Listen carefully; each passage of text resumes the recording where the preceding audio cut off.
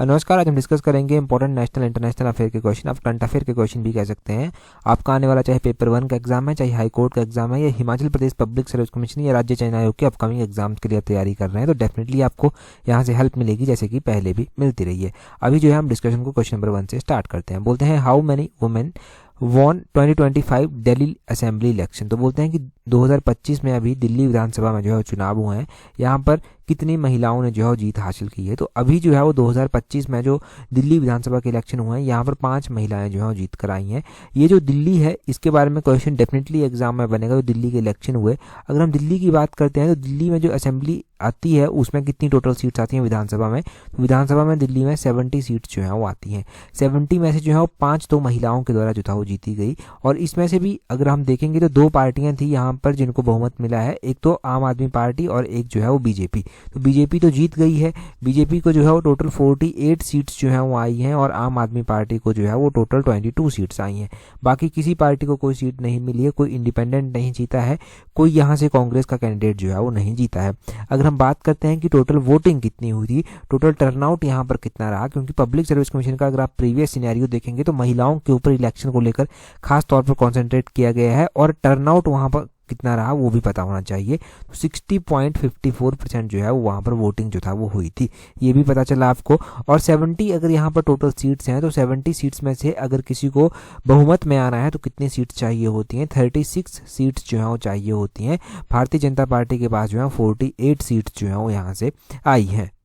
अगर हम बात करते हैं कि आम आदमी पार्टी की कितनी महिलाएं जीती हैं, तो आम आदमी पार्टी से सिर्फ एक महिला जो है वो जीत कर आई हैं। वो जो चीफ मिनिस्टर हुआ करती थी दिल्ली की इनसे पहले, आतिशी जिनका नाम था, आतिशी जो है वो जीत कर आई हैं। और आतिशी से पहले केजरीवाल चीफ मिनिस्टर हुआ करते थे, तो केजरीवाल तो हार गए हैं, और आतिशी जो है वो जीत गई हैं। सिर्फ आम आदमी पार्टी की एक ही महिला जीती है, और बाकी की जो 4 बच जाती हैं वो भारतीय जनता पार्टी की महिलाएं जो है वो जीती हैं। अभी तक चीफ मिनिस्टर जो है वो नहीं यहाँ के अनाउंस किए गए हैं। जब भी चीफ मिनिस्टर का नाम अनाउंस किया जाएगा तब वो भी एक क्वेश्चन बनेगा, उसको भी हम डिस्कस करेंगे। अगले क्वेश्चन में बोलते हैं, यहाँ पर बोलते हैं recently which of the following country launches operation devil Hunt. तो बोलते हैं कि ऑपरेशन डेविल हंट जो है वो किसके द्वारा जो है वो लॉन्च किया गया, कौन सी कंट्री है जिसने इस ऑपरेशन डेविल हंट को जो है वो लॉन्च किया है। ये ऑपरेशन डेविल हंट काफी इंपॉर्टेंट है, क्योंकि बांग्लादेश के द्वारा जो है इसको लॉन्च किया गया है।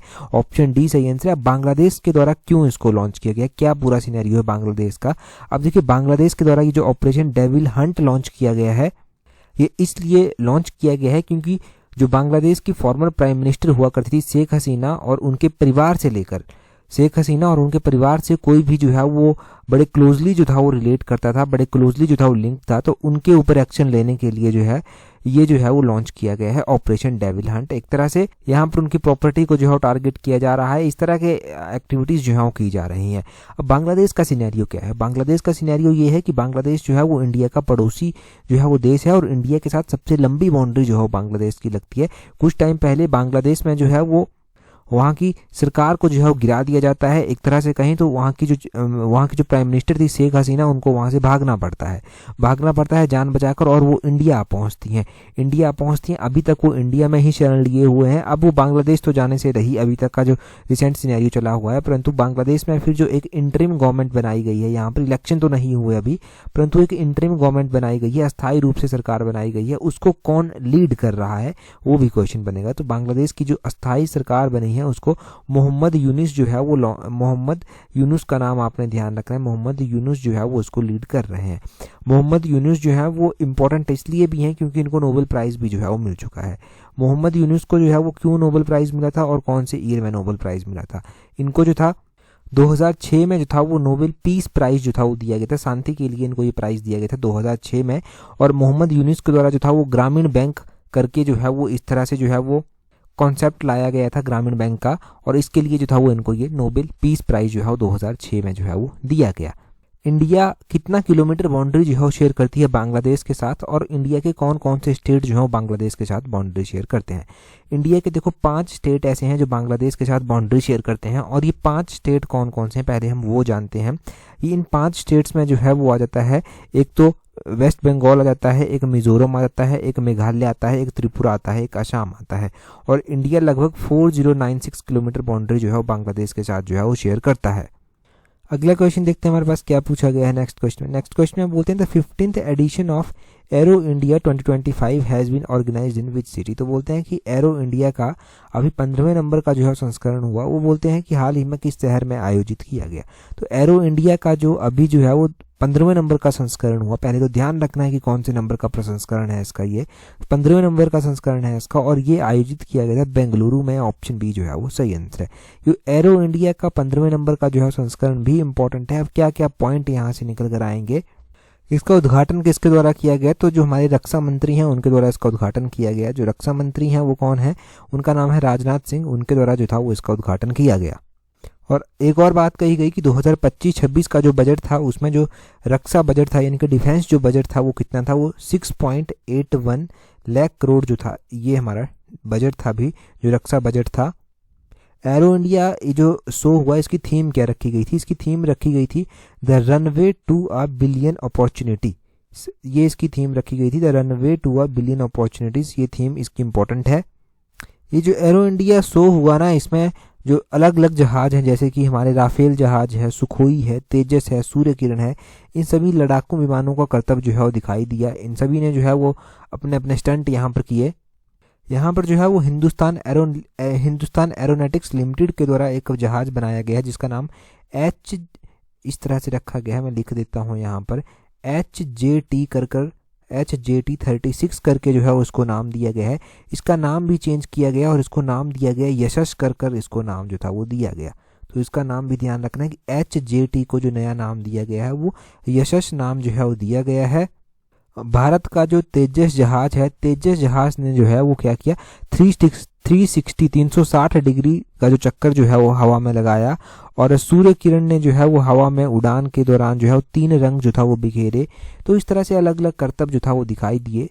यहाँ पर न्यूज़पेपर अगर आप पढ़ते हैं तो और भी अच्छे से इनके बारे में पता चलता रहता है।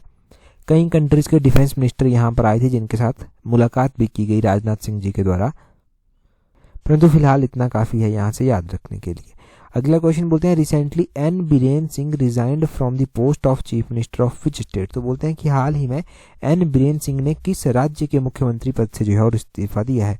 तो अभी हाल ही में एन बीरेन सिंह के द्वारा जो है वो मुख्यमंत्री पद से जो है वो इस्तीफा दिया गया। तो क्वेश्चन ये बनता है कि एन बीरेन सिंह जो है वो किस राज्य के जो है वो मुख्यमंत्री जो है वो रह चुके हैं। तो एन बीरेन सिंह की अगर हम बात करते हैं तो एन बीरेन सिंह जो है वो मणिपुर के मुख्यमंत्री हुआ करते थे। ऑप्शन बी सही आंसर है। इन्होंने जो है वो यहाँ से इस्तीफा जो है वो दे दिया है। अब मणिपुर की पूरी बात इस तरह से है कि मणिपुर जो स्टेट है ना, मणिपुर में काफ़ी टाइम से हिंसा हो रही थी, और हिंसा हो रही थी वहाँ पर सरकार तो बनी हुई थी, बरकरार थी सरकार, परंतु हिंसा नहीं रुक रही थी। तो ये हिंसात्मक एक्टिविटीज़ यहाँ पर बड़े कंटिन्यूसली जो था वो चली हुई थी, और अब जाकर कहीं बड़े बहुत ज़्यादा टाइम के बाद जो है वो एन बीरेन सिंह जो मणिपुर के सीएम हुआ करते थे उनके द्वारा रिज़ाइन जो है वो कर दिया गया है। अगर मणिपुर की बात करते हैं तो यहाँ पर 60 जो है वो विधानसभा की टोटल सीट्स जो हैं वो आती हैं। यहाँ पर जो जीती हुई पार्टी है वो एनडीए है। एनडीए को जो है वो 52 टोटल सीट्स मिली हैं, और अपोजिशन जो है उसको सिर्फ 7 सीटें मिली हुई हैं। परंतु आपने ये यहाँ से ध्यान रखना है कि यहाँ पर विधानसभा की कितनी सीट्स जो हैं वो आती हैं। अब यहाँ से आपको कुछ आर्टिकल भी पता होने चाहिए। आर्टिकल 371 जो है वो अलग अलग स्टेट्स के साथ जो है वो डील करता है। तो आर्टिकल 371 का एक पार्ट ऐसा है जो मणिपुर के साथ भी डील करता है, जो स्पेशल प्रोविज़न देता है मणिपुर को। तो आर्टिकल 371 सी कर जो है वो है, ये जो है वो मणिपुर को स्पेशल प्रोविज़न जो है वो देता है। आपने ध्यान रखना है कि आर्टिकल 371 ए अगर आपसे पूछा जाता है तो ए जो है वो नागालैंड को स्पेशल प्रोविज़न देता है, बी की अगर हम बात करें तो वो असम को जो है वो स्पेशल प्रोविज़न देता है, और सी की अगर हम बात करें तो ये सी जो है वो मणिपुर को स्पेशल प्रोविज़न देता है, डी की बात करें तो वो आंध्र प्रदेश और तेलंगाना को जो है वो स्पेशल प्रोविज़न देता है, और ई की बात करें तो वो आंध्र प्रदेश में सेंट्रल यूनिवर्सिटी की स्थापना की बात करता है। अगर हम एफ की बात करें तो वो सिक्किम को स्पेशल प्रोविज़न देता है। अगर हम एफ के बाद जी की बात करें तो वो मिजोरम को जो है वो स्पेशल प्रोविज़न देता है। एच की बात करें तो वो जो है वो अरुणाचल प्रदेश को स्पेशल प्रोविज़न देता है, और आई की बात करें तो वो गोवा को स्पेशल प्रोविज़न देता है, और जे की बात करें तो वो कर्नाटक को जो है वो स्पेशल प्रोविज़न जो है वो देता है। तो ये 371 के अलग अलग पार्ट आपने पढ़े होंगे। अब किसी भी एग्ज़ाम में ये क्वेश्चन किसी भी तरह पे कई बार मैच करने को दे देते हैं, कई बार स्टेटमेंट ही बनाकर पूछ लेते हैं, कई बार सिंपल एमसीक्यू बनाकर पूछ लेते हैं। तो मणिपुर का हमने सारा एक साथ लिंक कर जान लिया। अगला क्वेश्चन देखें क्या बोलते हैं which country is hosting the artificial intelligence action summit 2025। तो बोलते हैं कौन से देश के द्वारा आर्टिफिशियल इंटेलिजेंस एक्शन समिट 2025 की मेजबानी की गई या फिर कर रहा है, कौन सा देश इसकी मेजबानी। तो आर्टिफिशियल इंटेलिजेंस एक्शन समिट की मेजबानी अभी 2025 में फ्रांस कर रहा है, फ्रांस इसको होस्ट कर रहा है और जो को होस्ट है इसका साथ में वो अपना इंडिया जो है वो इसका को होस्ट है। इंडिया और फ्रांस तो इसका प्रॉपर होस्ट है और इंडिया को होस्ट है साथ में मिलकर। अब हुआ क्या, क्यों कॉन्टेक्स्ट ये चर्चा में आया, इससे पहले शायद पहले भी हमने ये पढ़ लिया है क्वेश्चन 1-2 महीने पहले, परंतु चर्चा में आने का विषय इसका ये रहा कि अभी भारत के जो प्रधानमंत्री श्री नरेंद्र मोदी जी हैं वो जो हैं वो गए हैं फ्रांस की यात्रा पर। तो फ्रांस की यात्रा पर गए हैं तो वो आर्टिफिशियल इंटेलिजेंस एक्शन समिट 2025 में जो है वो भाग लेंगे, तो इसलिए ये आर्टिफिशियल इंटेलिजेंस एक्शन समिट 2025 चर्चा में आई। अब आर्टिफिशियल इंटेलिजेंस 2025 फ्रांस में वो भाग लेंगे, फ्रांस के बाद वो जो है वो जाएंगे यूएसए में ट्रंप के साथ उनकी मुलाकात होगी, तो वो भी एक इम्पॉर्टेंट जो है वो रहेगी। तो इस तरह से क्वेश्चन आर्टिफिशियल इंटेलिजेंस के ऊपर पहले भी क्वेश्चन पूछा जा चुका है पेपर 1 में, ये ध्यान रखना। अगर आपने प्रीवियसली पेपर 1 देखे हुए हैं उनको, जो प्रीवियस ईयर पेपर है, तो आपको पता चलेगा कि प्रीवियस के जो पेपर 1 है उनमें जो है आर्टिफिशियल इंटेलिजेंस का ये क्वेश्चन पूछा गया था। उस टाइम कॉन्टेक्स्ट उस क्वेश्चन का कुछ और था, परंतु अभी का कुछ और है और अभी का ज़्यादा इंपॉर्टेंट है। अगला क्वेश्चन देखते हैं, यहाँ से काफ़ी है इतना याद रखने के लिए कि नेक्स्ट क्वेश्चन में क्या पूछा जाता है। अगला क्वेश्चन डिस्कस कर रहे हैं उससे पहले देखिए, अगर आप तैयारी कर रहे हैं Himachal Pradesh public service commission के पेपर 1 के लिए, आप तैयारी कर रहे हैं हाई कोर्ट के एग्जाम के लिए, आप तैयारी हिमाचल प्रदेश के किसी और एग्जाम यानी कि पब्लिक सर्विस कमीशन के किसी और एग्जाम या राज्य चयन आयोग के किसी और एग्जाम के लिए तैयारी कर रहे हैं, तो आप हमारी कॉम्प्रिहेंसिव टेस्ट सीरीज को ज्वाइन कर सकते हैं। उसका लिंक नीचे डिस्क्रिप्शन बॉक्स कमेंट बॉक्स में दिया गया। आप चाहते हैं कि आपकी स्टडी को एक प्रॉपर शेप मिले, आपको आपकी कमियों का पता चले और उन कमियों के ऊपर आप काम कर सकें, तो ये टेस्ट सीरीज को ज्वाइन करने का सही टाइम है। अभी स्लॉट 1 में एक्सटेंडेड ऑफर के साथ आप खुद को जो है वो यहाँ पर रजिस्टर कर सकते हैं। और ध्यान रखें कि टेस्ट सीरीज ज्वाइन करने के बाद टेस्ट सीरीज का ग्रुप जरूर ज्वाइन कर लेना। अगर कोई भी दिक्कत आती है तो आप हमें डायरेक्टली ईमेल कर सकते हैं उसके लिए। अब क्वेश्चन देखिए अगला क्या बोलते हैं, यहाँ पर बोलते हैं कि Iskander M tactical ballistic missile developed by which of the following country. तो बोलते हैं कि ये जो इस्कंदर M सामरिक एक बैलिस्टिक मिसाइल है, इसको किस कंट्री के द्वारा जो है वो विकसित किया गया है। अब देखना, इस इस्कंदर M टैक्टिकल मिसाइल को जो है वो किसके द्वारा जो है वो विकसित किया गया है। इसको विकसित किया गया है रशिया के द्वारा, ऑप्शन सी सही आंसर है। तो यहाँ से तो आप इस्कंदर के बारे में ध्यान रख लेंगे। अब देखो यहाँ से मैं आपको एक और पॉइंट बताता हूँ। अभी जो एरो इंडिया शो के बारे में हम पढ़ रहे थे ना, एरो इंडिया शो जो 2025 हुआ वो बेंगलुरु में हुआ। इसमें जो है वो रशिया और अमेरिका के 2 ऐसे जो हैं वो फाइटर जेट हैं जिनके द्वारा पार्टिसिपेट किया गया और वो चर्चा में रहे। उनके नाम पूछे जा सकते हैं कि ये कौन सी कंट्री का है। तो रशिया का जो है उसका नाम ध्यान रखना, उसका नाम है Su-57 और ये 5th जनरेशन का जो है वो है फाइटर जेट है ये। और जो अमेरिका का है वो कौन सा है, अमेरिका का आपने ध्यान रखना है F-35 लाइटनिंग 2 कर जो है ये है, इस तरह से ये है लाइटनिंग 2 कर। ठीक है, अमेरिका का F-31 है और रशिया का Su-57 है। तो इनके बारे में पता होना चाहिए कि कौन सा किस कंट्री का है। जैसे मैंने इससे पहले बताया था आपको कि तेजस जो है वो इंडिया के द्वारा जो है वो बनाया गया है खुद, और इस्कंदर टैक्टिकल बैलिस्टिक मिसाइल हमने पढ़ ली, ये रशिया के द्वारा डेवलप की गई है। तो इतना यहाँ से काफ़ी हो गया जानने के लिए। अगले क्वेश्चन की ओर चलते हैं, हमारे पास क्या पूछा गया है। अगले क्वेश्चन में बोलते हैं recently India and which country conducted the military exercise cyclone. तो बोलते हैं कि साइक्लोन मिलिट्री एक्सरसाइज सैन्य अभ्यास है, अभी इंडिया और किस कंट्री के बीच में ये हुआ है। तो इंडिया और इजिप्ट के बीच में जो है ये होता है, ऑप्शन बी जो है वो सही आंसर है। और अभी हमें ये जो है वो देखने को मिला। अच्छा, ये जो एक्सरसाइज हुई अभी, ये कब से लेकर कब के बीच में हुई, तो अभी ये 10 तारीख से जो था वो स्टार्ट हुई है एक्सरसाइज, और 10 तारीख से जो है ये कुछ दिनों के लिए चलेगी। 10 से जो है वो 23 फरवरी तक लगभग ये चलेगी।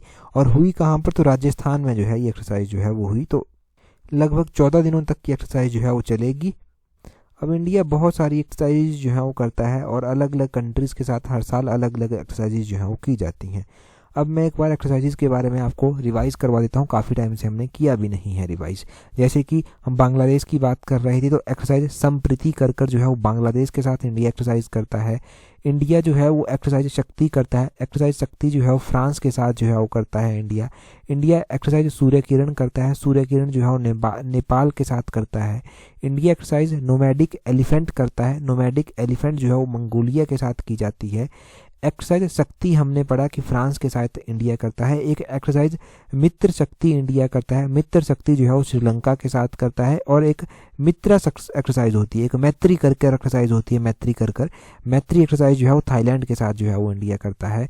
इंडिया जो है वो यूएसए के साथ भी जैसे कि वज्र प्रहार एक्सरसाइज करता है, युद्ध अभ्यास कर कर एक्सरसाइज जो है वो यूएसए के साथ की जाती है। यूनाइटेड किंगडम के साथ भी जो है वो इंडिया एक्सरसाइज करता है। एक्सरसाइज अजेय वॉरियर कर कर एक एक्सरसाइज आती है जो कि इंडिया जो है वो यूनाइटेड किंगडम के साथ जो है वो करता है। तो इस तरह से अलग अलग एक्सरसाइजेज जो हैं वो हर साल होती हैं। और ये तो मैंने कुछ मिलिट्री की एक्सरसाइजेज आपको बता दी, एयरफोर्स की अलग से होती हैं, नेवी की अलग से होती हैं। नेवी की बात करें हम तो जैसे कि फ्रांस के साथ इंडिया वरुण एक्सरसाइज करता है, श्रीलंका के साथ स्लाइनेक्स करता है, सिंगापुर के साथ सिम्बेक्स करता है। और एक्सरसाइज कोनकान करता है इंडिया यूके के साथ। और अगर हम एयरफोर्स की एक्सरसाइज की बात करते हैं तो एयरफोर्स में इंडिया जो है वो एक्सरसाइज इंदिरा करता है रशिया के साथ, एक्सरसाइज ब्लू फ्लैग इजराइल के साथ, डिजर्ट ईगल करता है यूनाइटेड अरब एमिरेट्स के साथ। तो ये एक्सरसाइजेज होती हैं इंडिया की अलग अलग फील्ड में अलग अलग कंट्रीज़ के साथ। अभी एक्सरसाइज साइक्लोन चर्चा में थी, हमने जान लिया क्यों चर्चा में थी। अगले क्वेश्चन की ओर बढ़ते हैं। अगले क्वेश्चन में क्या बोलते हैं? अगले क्वेश्चन में बोलते हैं Marcus Stoinis has announced his retirement from one day international cricket player of which country. तो बोलते हैं कि मार्कस स्टोइन्स के द्वारा जो है वो अभी एक दिवसीय अंतर्राष्ट्रीय जो है क्रिकेट से संन्यास की घोषणा की गई है। ये किस देश के जो है वो क्रिकेटर हैं? तो ये जो क्रिकेटर हैं ये ऑस्ट्रेलिया के क्रिकेटर जो है वो है ऑस्ट्रेलिया। ऑप्शन बी जो है वो सही आंसर हो जाएगा। मार्कस स्टोइन्स करके इनका नाम है और ये ऑस्ट्रेलिया कंट्री के लिए जो है वो खेलते हैं। अगर हम क्रिकेट के संदर्भ में बात करते हैं कि क्या हमने क्रिकेट के कुछ और भी क्वेश्चंस जो हैं वो पहले पढ़ रखे हैं, तो बिल्कुल क्रिकेट के हमने कुछ और भी क्वेश्चंस जो हैं वो पढ़ रखे हैं। जैसे कि under 19 women's T20 cricket world cup जो है वो इंडिया के द्वारा अभी जीता गया है। तो क्वेश्चन ये बन जाता है, जो हमने क्वेश्चन पढ़ा था वो हमने ये पढ़ा था कि इंडिया ने किस कंट्री को जो है वो under 19 women's T20 cricket world cup 2025 में हराया है। तो इंडिया ने जो है वो वहाँ पर साउथ अफ्रीका को जो था वो हराया था। तो साउथ अफ्रीका का क्वेश्चन बन गया और इंडिया का बन गया। इंडिया जीत गई, साउथ अफ्रीका को हराया तब जीती। हमने ICC cricketer of the year पढ़े थे 2024 के कि जसप्रीत बुमराह को ये टाइटल दिया गया है। ICC women's cricketer of the year 2024 Amelia Kerr को दिया गया है, न्यूजीलैंड की प्लेयर है। और ICC women's one day international cricketer of the year महिलाओं में स्मृति मंधाना को जो है वो दिया गया है। ये हमने क्रिकेट के क्वेश्चन जो है वो इससे पहले की एडिशंस में जो है वो पढ़ रखे हैं। तो पहले की एडिशंस में जो क्वेश्चन पढ़ रखे हैं उनको भी टाइम टू टाइम रिवाइज करना ज़रूरी है। अभी तो देखो हमने पीडीएफ कंटिन्यूसली आपके साथ शेयर करना स्टार्ट कर दिया है। ये पार्ट जो होगा इसकी पीडीएफ भी जो है वो आपके साथ कल जो है वो शेयर कर दी जाएगी टेलीग्राम पर। टेलीग्राम पर ज्वाइन करने के लिए अपने टेलीग्राम से @allexam31 सर्च कर लेना। क्वेश्चन देखिए, क्वेश्चन में बोलते हैं which rare bird species is one of the key attraction of international bird festival at Mahakumbh 2025। तो बोलते हैं कि किस दुर्लभ पक्षी प्रजाति जो है उसका महाकुंभ 2025 में जो है वो अंतर्राष्ट्रीय पक्षी महोत्सव में मुख्य आकर्षण का केंद्र रहा। मतलब ये जो इंटरनेशनल बर्ड फेस्टिवल हो रहा है महाकुंभ में, इसमें बोलते हैं जो एक पक्षी ज़्यादा अट्रैक्शन जिसने सबको अट्रैक्ट किया वो तो कौन सा पक्षी था? वो इंडियन स्कीमर पक्षी था। इंडियन स्कीमर ऑप्शन बी जो है वो सही आंसर होगा। अब देखो क्वेश्चन पूछने वाला क्वेश्चन किस तरह से बनाता है। वो क्वेश्चन पूछेगा आपसे कि इंटरनेशनल बर्ड फेस्टिवल जो हुआ अभी 2025 में वो कहाँ पर हुआ? वो प्रयागराज में जो था वो की होस्ट किया गया। प्रयागराज में जो था वो इंटरनेशनल बर्ड फेस्टिवल 2025 का हुआ। अब देखो जब बर्ड की बात हो रही है ना, पक्षियों की बात हो रही है, तो आपको पता होना चाहिए कि उत्तर प्रदेश में, प्रयागराज तो उत्तर प्रदेश में पड़ता है, तो उत्तर प्रदेश का स्टेट बर्ड क्या है? तो सारस क्रेन कर एक सारस क्रेन कर जो है वो बर्ड है। ये जो है वो उत्तर प्रदेश का स्टेट बर्ड है। और अपने हिमाचल प्रदेश के कॉन्टेक्स्ट में हम बात कर लें तो हिमाचल प्रदेश का तो आपको पता ही है कि जुजुराना जो है वो स्टेट बर्ड है। जुजुराना को इंग्लिश में जो है वो वेस्टर्न ट्रैगोपैन बोल देते हैं और वेस्टर्न ट्रैगोपैन जुजुराना जो है वो हिमाचल का स्टेट बर्ड है। जुजुराना से पहले हिमाचल का स्टेट बर्ड हमने पढ़ा था कि मोनाल जो था वो हुआ करता था, परंतु अभी जो है वो जुजुराना जो है वो स्टेट बर्ड जो है वो हिमाचल प्रदेश का है। उत्तर प्रदेश का भी हमने जान लिया। हमने इंटरनेशनल बर्ड फेस्टिवल भी जान लिया जो महाकुंभ प्रयागराज में जो है वो हो रहा है अभी 2025 में। अभी हम अगले क्वेश्चन की ओर बढ़ेंगे। अगला क्वेश्चन हमसे क्या पूछा गया, बोलते हैं वर्ल्ड यूनानी day every year observed on. तो वर्ल्ड यूनानी डे बोलते हैं प्रत्येक वर्ष जो है वो कब मनाया जाता है। तो अभी वर्ल्ड यूनानी डे मनाया गया, तो ये वर्ल्ड यूनानी डे कब मनाया जाता है? ये फरवरी महीने की 11 तारीख को जो है वो मनाया जाता है। ऑप्शन सी जो है वो 11 फरवरी इस क्वेश्चन का सही आंसर हो जाएगा। अच्छा, वर्ल्ड यूनानी डे मनाया जाता है 11 फरवरी को। अब आपने ध्यान रखना है कि फरवरी महीने के जो इम्पोर्टेंट डेज हैं वो कौन कौन है। और वर्ल्ड यूनानी डे की जब हम बात कर रहे हैं तो वर्ल्ड यूनानी डे की इस बार थीम क्या रखी गई थी? थीम जो वर्ल्ड यूनानी डे 2025 की रखी गई थी वो रखी गई थी इनोवेशंस इन यूनानी medicines for integrative health solutions. तो ये इसकी थीम जो था वो रखी गई थी।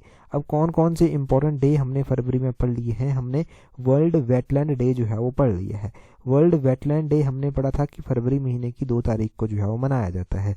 हमने और भी पढ़ा था वर्ल्ड वेटलैंड डे के बारे में कि वर्ल्ड वेटलैंड डे की थीम क्या रखी गई थी। अगर ये 2 फरवरी को मनाया गया तो इसकी थीम रखी गई थी protecting wetlands for our common future. ये इसकी थीम रखी गई थी। और हमने क्या पढ़ा था दूसरा क्वेश्चन की कैंसर डे भी मनाया जाता है, वर्ल्ड कैंसर डे। तो वर्ल्ड कैंसर डे जो है वो 4 फरवरी को मनाया जाता है। 4 फरवरी को अगर ये मनाया जाता है तो इसकी थीम क्या रखी गई थी? इसकी थीम रखी गई थी यूनाइटेड बाय यूनिक कर यूनाइटेड बाय यूनिक करके इसकी थीम हमने पढ़ी थी। अब हमने कैंसर डे भी पढ़ लिया, हमने जो है वो यूनानी डे भी पढ़ लिया। तो हेल्थ से जुड़े हुए ये डे हैं, तो वर्ल्ड हेल्थ डे भी मनाया जाता है। वो कब मनाया जाता है? वर्ल्ड हेल्थ डे की अगर हम बात करते हैं तो वो प्रत्येक वर्ष जो है वो 7 अप्रैल को मनाया जाता है। 7 अप्रैल को मनाया जाता है वर्ल्ड हेल्थ डे। और अगर वर्ल्ड हेल्थ डे की बात हो रही है तो वर्ल्ड हेल्थ डे मनाया क्यों जाता है? क्योंकि 7 अप्रैल 1948 को जो था वो वर्ल्ड हेल्थ ऑर्गेनाइजेशन की स्थापना जो था वो की गई थी। इसलिए ये वर्ल्ड हेल्थ डे 7 अप्रैल को जो है वो प्रत्येक वर्ष मनाते हैं। तो इसी तरह हमने जनवरी के भी इम्पोर्टेंट डे पीछे पढ़े थे, साथ साथ में जो जुड़ते गए। अभी हमने फरवरी महीने को स्टार्ट किया है तो फरवरी के भी हमने इम्पोर्टेंट डे लगभग कवर किए। उन इम्पोर्टेंट डेज को भी आप ध्यान रखिए, चाहे वो वर्ल्ड कैंसर डे हो गया, वेटलैंड्स के बारे में डिटेल से मैंने बताया भी था, वर्ल्ड यूनानी डे हो गया। अब यूनानी डे से मैं आपका करंट अफेयर का क्वेश्चन भी सॉल्व करवा देता हूँ। हिमाचल जीके से जुड़ा हुआ ये इकोनॉमिक सर्वे का क्वेश्चन है। नंबर ऑफ यूनानी डिस्पेंसरीज हिमाचल में कितनी है? यूनानी डिस्पेंसरीज हिमाचल प्रदेश में कितनी है? ये आंकड़ा आपसे 2021-22 का पूछा जा सकता है, 2022-23 का पूछा जा सकता है और 2023-24 का पूछा जा सकता है। अब चाहे 2021-22 का पूछ लें, चाहे 2022-23 का पूछ लें, चाहे 2023-24 का पूछ लें, आपने ध्यान रखना है 3 हिमाचल प्रदेश में ये यूनानी डिस्पेंसरीज जो था वो है।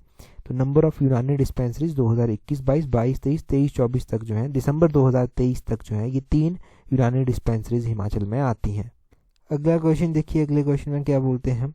अगले क्वेश्चन में बोलते हैं which city is host of 38th Surajkund international craft Mela 2025। तो बोलते हैं कि 2025 में जो सूरजकुंड क्राफ्ट मेला हो रहा है वो 38वें नंबर का हो रहा है और इसको होस्ट करने वाली सिटी जो है वो कौन सी है?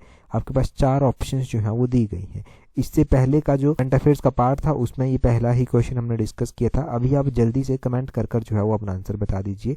रिवीजन आपका हो जाएगा टेलीग्राम पर, जहां पर आपको हर एक इंपॉर्टेंट अपडेट मिल जाती है। वहां पर ज्वाइन करने के लिए अपने टेलीग्राम से @allexam31 सर्च करना। That's all for today. Thank you very much for watching and listening it very patient.